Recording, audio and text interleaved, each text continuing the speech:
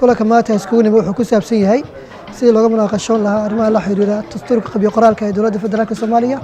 Kulanka waxaa soo qabanqaabiyay dalada dhalinyarada mudan. Kulamada caynkan oo kale ah waxay kor u qaadayaan wacyiga dhalinyarada Soomaaliyeed waxayna dhiirigelinayaan in la helo dad badan oo diyaar u ah inay ka qayb qaataan siyaasadda waddanka iyo goobaha go'aanka waddanka lagu gaaray. Dhiirigelinta bandhigankeena waxa ka mid ah in soddonka dumarka ay ku leeyihiin boqolkiiba soddonka ay dumarku ku leeyihiin Soomaaliya la adkeeyo oo laga dhigo mid ta'kiid ah. waxaan isleeyahay dhalinyaradu waxay u baahan tahay inay isku dubnaan muujiyaan si ay u helaan kuraas ka badan inta ay ka leeyihiin hadda dawladda jirta ee federaalka hadii aan lahayd baarlamaanka iyo tan xukuumadda labadaba. maanta halka waxaan uga socday tababar ku kooban hal maalin kaasoo lagaga hadlayay muhiimadiisu ay ahayd sidii looga qayb qaadan lahaa siyaasadda waddanka.